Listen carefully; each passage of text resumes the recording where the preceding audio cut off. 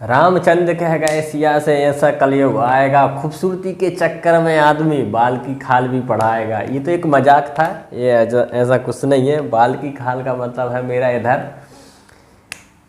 कि हेयर की जो है आज हम खाल में से बाल को पढ़ाने वाले हैं। अभी तक आपने सुना होगा कि बाल की खाल, पर आज हम खाल में से मतलब स्कैल्प में से बाल को बताने वाले हैं कि अजय कैसे बाल निकलता है, अजय उसका रूट कैसा रहता है। ये सब चीज़ें हम इस वीडियो में डिस्कस करने वाले। तो चलिए हम वीडियो को आगे बढ़ाते हैं और आपको बताते हैं कि कैसे जो है हमारा बाल जो है बनता है, या जो रूट में हमारे वो कैसे रहता है, कैसे उसका ग्रोथ होता है। ये सब इस वीडियो में हम आगे बताएंगे आपको, आगे समझाएंगे आपको। तो चलिए वीडियो की शुरुआत करते हैं। नो टाइम पास नो बकवास, करते हैं सीधी काम की बात।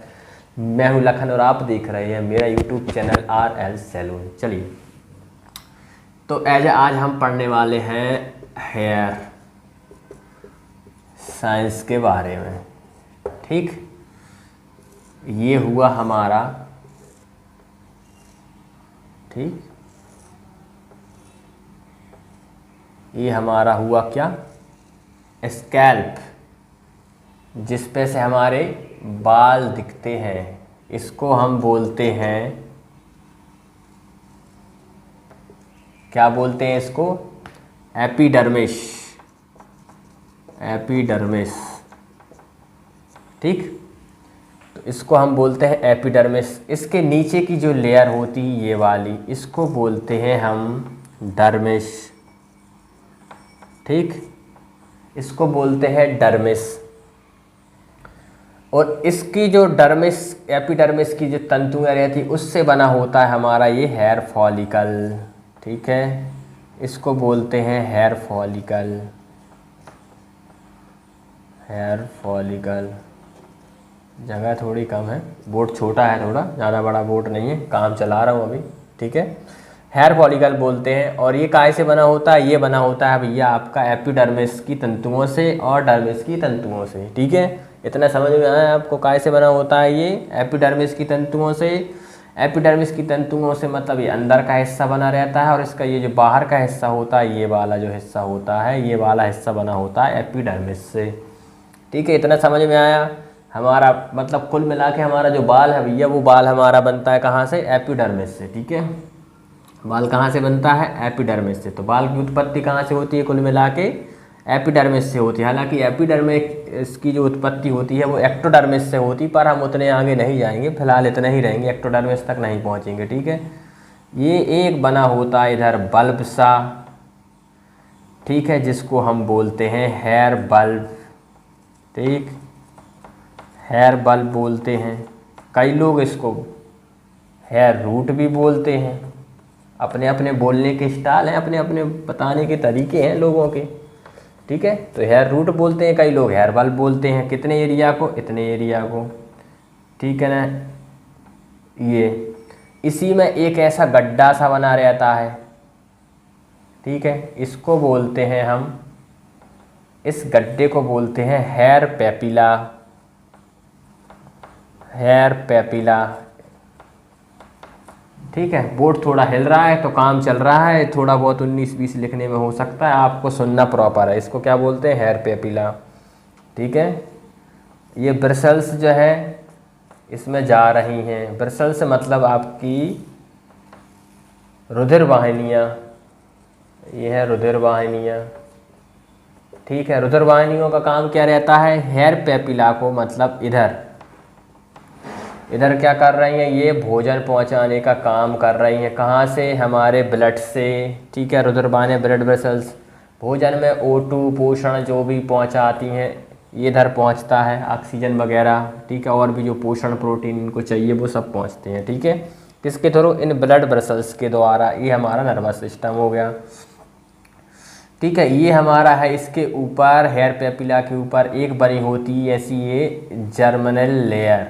क्या बनी होती है, जर्मिनल लेयर। इसमें होती हैं 2 टाइप की कोशिकाएं, जिनको हम बोलते हैं क्रीनोसाइट और एक मिलेनोसाइट। ठीक है, कौन सी लेयर है ये वाली, थोड़ी सी अपन निकाल लेते हैं बाहर को ऐसा करके। ठीक, इस लेयर को बोलते हैं हम जर्मिनल लेयर। कौन सी layer? Germinal layer. Germinal layer में 2 टाइप की क्या रहती हैं? कोशिकाएं। कौन कौन सी आपकी होती हैं? कीरेनोसाइट, कीरेनोसाइट और मिलेनोसाइट। ठीक, मिलेनोसाइट। कीरेनोसाइट जो है वो करती हैं केराटिन का निर्माण, इसलिए हमारा बाल 80% केराटिन से बना होता है। पहले हम इसको कीरेनोसाइट को समझते हैं। कीरेनोसाइट क्या होती? विभाजनशील कोशिकाएं होती जो विभाजन करती जाती, ऐसे ऐसे ऐसे ऐसे ऐसे ऐसे क्या करेंगी? विभाजन कर रही हैं ये, और धीरे धीरे धीरे धीरे धीरे धीरे धीरे धीरे ऐसे करके ये बाहर चली जाती हैं। ठीक है, और ऐसे ऐसे करके हमारा हेयर शाफ्ट का निर्माण हो जाता है। कैसे होता है निर्माण हमारा? ये निर्माण हुआ है हमारा केराटिन से। केराटिन हमारे बालों में 80% पाया जाता है। ठीक है, इसलिए केराटिन ट्रीटमेंट चलते हैं हमारे। जब बालों में ड्राई डैमेज हो जाते हैं तो क्या हो जाते हैं? बालों से केराटिन की जो है मात्रा कम हो जाती है, तो उसी को फिलअप करने का काम हमारा केराटिन ट्रीटमेंट में किया जाता है। ठीक है, ये हुआ हमारा केराटिन से हमारी क्या बन गई? इस एरिया को जो हमको बाल दिखता है इसको हम बोलते हैं हेयर शाफ्ट। क्या बोलते हैं भैया? Hair shaft. ठीक है, इसको बोलते हैं हेयर शाफ्ट। ये काय से बना हुआ है? हमारी हेयर शाफ्ट 80% केराटिन से बना हुआ, और उस इधर कौन सी कोशिका है? Germinal layer. जर्मिनल लेयर में कौन सी? एक कीरेनोसाइट और एक मिलेनोसाइट। तो हमने कीरेनोसाइट को समझा है, कीरेनोसाइट में से केराटिन बनता है और केराटिन हमारे बाल को बनाता है। अब दूसरी आती है मिलेनोसाइट। मिलेनोसाइट जो क्या करती है? वो बनाती है मेलानिन को। क्या को बनाती है? इधर ही बता दूं कि साइड में कहीं बता दूं? मेलानिन को बनाती है। ठीक है, इधर बता देता हूँ। मेलानिन को बनाती है। मेलानिन 2 टाइप के होते हैं, एक होता है आपका यू और एक होता है आपका फ्यूमेलिनिन। ठीक है, अब मेलानिन जो है हमारे बालों में रंग देने का काम करता है। कुल मिला के हमारे बालों में जो रंग पहुंच रहा है उसकी फैक्ट्री कहाँ पर है? इधर है। जैसे इस फैक्ट्री में से आपका काम बंद हो जाएगा वैसे ही आपके बाल सफ़ेद होना दिखना बंद हो जाते। मेलानिन ही तय करता है कितने रेशियो में मेलानिन बन रहा है, उस हिसाब से आपके बाल काले और लाल सफ़ेद होते हैं। ठीक है, कुल मिला के अगर आपका मेलानिन अच्छा बन रहा है तो आपके बाल जो कैसे रहेंगे? वो आपके बाल काले रहेंगे। ठीक है, अरे मेलानिन कम बन रहा है तो आपके बाल जो रहेंगे रेडिश टाइप के रहेंगे। ठीक है, लाइटर शेड में रहेंगे। कुल मिला के हम मेलानिन को आगे पढ़ेंगे थोड़े से, अभी इसमें जगह भी कम है और अगले टॉपिक में हम इस मेलानिन को ही कवर कर लेंगे। अभी फ़िलहाल आप इतना समझो कि मेलानिन से क्या होता है? हमारे बालों में कलर बनता है। तो जो हमारे बालों में कलर दिख रहा है, हमारे जो बाल दिख रहे हैं, ये किसकी वजह से दिख रहे हैं? मेलानिन की वजह से। धीरे धीरे मेलानिन भी इसमें बढ़ता जाता है, इस वजह से हमारे बाल जो है काले दिखते हैं या फिर कलरफुल दिखते हैं। और जब मेलानिन नहीं बनता है तो क्या होता है? हमारे बाल सफ़ेद दिखने लगते हैं। मेलानिन को हम पूरे डिसाइड से मतलब पूरे तरीके से अच्छे से अगले कवर करेंगे। अगला वीडियो हम उसी के विषय में बना देंगे पूरा मेलानिन के बारे में। फ़िलहाल तो अभी इतना ही। ठीक है, अब आगे चलते हैं, थोड़ा सा और इसमें लेते हैं। हेयर शाफ्ट में 1-2 चीज़ें और बताने की हैं। जैसे एक इधर होती है ग्रंथि। ठीक है, इस ग्रंथि को बोलते हैं सेबियस लैंड या फिर सेबियस ग्रंथि बोलते हैं। इसमें से क्या होता है? हमारा सीबम निकलता है जो धीरे धीरे ऐसा जाता है और ऐसा जाता है। ठीक है, इसमें से निकलेगा, हेयर शाफ्ट की जो फॉलिकल है इसमें डला रहेगा और इधर ऊपर जाएगा और हमारे एपिडर्मिस के ऊपर वाले एरिया पे ये रहता है। आपने देखा होगा जब 2 से 3 दिन अगर नहीं नहाते तो हमारी स्कैल्प जो है, खपड़िया जो है चिपचिपी होने लगती है, बढ़िया शानदार बदबू मारने लगती है और चिपचिपाहट वाली भी हो जाती है। तो वो क्यों हो जाती है चिपचिपी? क्योंकि आपका जो है सीबम निकलता है और वो इधर जाके फैलता है और सॉफ्ट को चिकना करता है। ठीक है, सीबम में कोलेस्ट्रॉल पाया जाता है, प्रोटीन पाए जाते हैं और मिनरल पाया जाता है। ठीक है, सीबम का काम जो रहते हैं, काम की अगर मैं बात करूं तो पहला काम जो रहता है इधर फैल जाता है तो ये क्या हो जाता है? एक लेयर बना देता है जिससे कि एंटीबैक्टीरियल टाइप की चीज़ें अंदर नहीं आ पाती हैं। दूसरी चीज़ इसमें क्या होता है? वाटर प्रूफ एक लेयर बना देता है। और तीसरा काम जो रहता है इसको शाफ्ट को ऊपर जो अपने बाल हैं उनको चिकना करता है।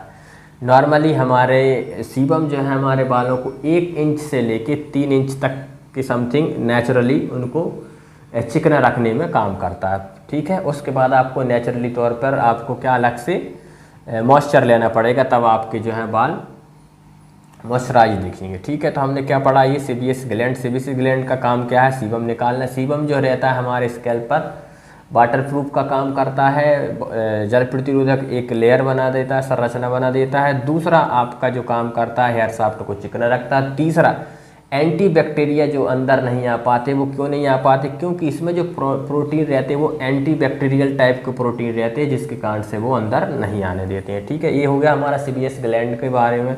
एक थोड़ी सी इधर और एक ग्रंथि बनी होती है, एरेक्टोपिली मसल या एरेक्टोपिलाई मसल। ठीक है, एरेक्टोपिलाई मसल्स या ग्रंथि या पेशी, एरेक्टोपिली, एरेक्टोपिलाई, जो भी आप इसको पढ़ें, लोग अलग अलग नाम से बोलते हैं। मैं भी अपनी भाषा में अपने अंदाज में बोलता हूँ एरेक्टोपिलाई मसल्स। ठीक है, आप सुनने पर फोकस करें, लिखने में मैं हो सकता हूँ थोड़ा सा इधर उधर लिखता रहता हूँ, मुझे जो सही लगता है मैं लिखता रहता हूँ। इसे स्पेलिंग पे ज़्यादा फोकस नहीं करता हूँ, बस लिखता रहता हूँ। ठीक है ना, तो एरेक्टोपिलाई मसल्स जो रहती है, इसका काम जो रहता है वो रहता है हमारे, जब आपने देखा होगा कई बार गूसबम निकलते, रोंगटे खड़े हो जाते कई बार। वो क्यों खड़े हो जाते, इसी के कारण से खड़े हो जाते हैं। क्या होता है, ये जब अचानक से कोई एक्टिविटीज़ होती तब ये एक्टिव होती है, जैसे एकदम से भय लगना, डर होना, कोई एकदम से आपको टच कर ले, ये सब चीज़ों में ये एक्टिवेट होती है। और जब ये एक्टिवेट होती है तो ये सिकुड़ जाती है। तो ये सिकुड़ती है तो क्या करती है, नीचे को सिकुड़ती है। तो ये जो सॉफ्ट रहता है तिरछा, तो ये अपनी तरफ ऐसा खींच लेती है और ये ऊपर से ऐसा खड़ा हो जाता है। तो हमारे बाल फिर ऐसे खड़े नज़र आने लगते हैं।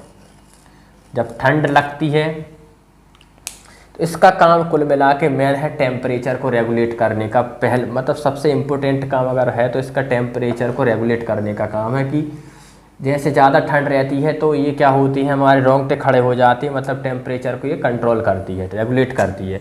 तो हमारे बाल जब खड़े हो जाते हैं तो इनमें अंदर क्या हो जाती है, हवा ट्रैप कर लेते हैं ये बाल। और जब हवा ट्रैप कर लेंगे तो हवा क्या है, सबसे ज़्यादा क्या रहती है, ठीक है, प्रतिरोधक रहती है। किस चीज़ की रहती है, प्रतिरोधक रहती है। कुल मिला के ये समझिए, एक लेयर बना लेती है हवा अपनी इधर। ठीक है, ये लेयर बन जाएगी आपकी इधर ऐसी। तो अब इससे क्या होगा, ये बाहर का टेम्परेचर, सॉरी अंदर का टेम्परेचर बाहर नहीं जाएगा और बाहर का टेम्परेचर अंदर नहीं आना चाहिए। ठीक है, एक ही लेयर बना लेती हवा। ठीक है ना, तापमान की प्रतिरोधक होती हवा। ठीक है, ऐसा बोल लेते हैं, इंग्लिश में कुछ और बोलते हैं, बाकी हिंदी में मुझे ये मालूम है, इंसुलेटर है, ऐसा कुछ पता नहीं। ठीक है, ये आपका हो गया। मुझे लगता है एरेक्टोपिलाई मसल्स का मेन काम यही रहता है, गूसबम और हमारे टेम्परेचर को कंट्रोल करने का। तो ये ठीक है, इतना समझ लिए। बाकी इसमें एक स्वेट वगैरह की मसल्स है, वो हमको जानने की कोई ज़रूरत नहीं है। और इसमें से आपको समझने की ज़रूरत है तो वो है मेलानिन की। मेलानिन हम अगले वीडियो में पढ़ लेंगे कि मेलानिन का जो काम क्या रहता है, मेलानिन किस तरीके से कलर बनाता है हमारे बालों में, किस तरीके से हमारे बाल फाइट होते हैं, ये सारी चीज़ें हम उसमें पढ़ लेंगे। फिलहाल इस वीडियो में हमने क्या जाना, इस वीडियो में हमने जाना कि हेयर की उत्पत्ति होती है एपिडर्मिस से, सेकंड लेयर होती है डर्मिस। ठीक है, हमारा हेयर फॉलिकल होता है काय से बना, एपिडर्मिस से और डर्मिस से बना होता है। ठीक है, हाँ, एक संरचना और ऐसी डली रहती है, जैसे हमारे बालों में तो जान नहीं होती पर फिर भी कोई हमारे बालों को टच करता है तो हमको फील होता है। तो एक इधर तंतुओं की संरचना डली होती है जो हमारे सीधे नर्वस सिस्टम में जाके संपर्क करती है। जैसे ही आपके बालों को किसी ने टच करा तो वो फिर क्या होगी, ये आपका जो है सॉफ्ट जो है फॉलिकल में लगेगा, और फॉलिकल में लगेगा तो एक संवेदना फील होगी, और संवेदना फील होगी तो क्या होगा, आपके नर्वस सिस्टम में आपके ब्रेन को इंडिकेट पहुंचेगा या निर्देश पहुंचेगा, डायरेक्शन या कमांड पहुंचेगा, जो भी अपनी भाषा में आपको समझना है वो समझो। ठीक है, फिलहाल इसमें इतना ही कि ये जो एक तंतुओं की संरचना बनी होती है सीधी हमारे नर्वस सिस्टम से जुड़ी होती है, हमारे ब्रेन से जुड़ी होती है, उसको कमांड पहुंचाती जैसे ही अपने बालों को कोई टच करता है तो। ठीक है, एक ये और चीज़ मैं इसमें काम की थी जो मैंने बता दी। एपिडर्मिस का हो चुका है, हेयर फॉलिकल का आपका हो चुका है। हेयर फॉलिकल किस चीज़ से बना है? एपिडर्मिस से और डर्मिस से बना है। अपनी भाषा में अब समझाऊँ मैं अपनी, है कि नहीं? तो इसको कुछ इस तरीके से आप समझ सकते हो, फॉलिकल एज अ गैस, ठीक। ये आपका हो गया गैस सिलेंडर। क्या हो जाता? फॉलिकल, इधर रेगुलेटर लग गया, रेगुलेटर लग गया, मतलब क्या हो गया आपका? हेयर बल्ब, ठीक है, हेयर बल्ब हो गया। और जो पाइपलाइन है गैस की, ऐसी जो पाइप बनी होती है गैस सिलेंडर में, ठीक है, ये रेगुलेटर, ये गैस, ठीक, ये आपका हो गया चूल्हा, ठीक। तो कुछ इस तरीके से ये आपका इधर जो निकलेगी, इसमें से आग निकलेगी, उसको हम बोल सकते हैं अपनी भाषा में सॉफ्ट हेयर बोल सकते हैं, ठीक है। ये पाइपलाइन जो है ये क्या कहलानी है आपकी? हेयर फॉलिकल कहलानी। और रेगुलेटर कौन कहलाना? Hair bulb कहलाना। और जो आपका हेयर पेपिला है वो गैस सिलेंडर है। कुल मिला के गैस इधर है, मतलब पूरी चीज़ें आपकी कहाँ पर हैं? वो हैं आपकी हेयर पेपिला में। हेयर पेपिला से ही आपको आगे भोजन मिलता है, पूरा पोषण मिलता है। तो मुझे लगता है इतना आपको समझ में आया होगा। फिलहाल इस वीडियो में इतना ही, मिलते हैं अगली वीडियो में। अगली वीडियो में क्या बताने वाला हूँ मैं आपको वीडियो में मैंने बता दिया है। फिलहाल इस वीडियो में इतना ही, ठीक है। वीडियो में जुड़े रहने के लिए आपका धन्यवाद।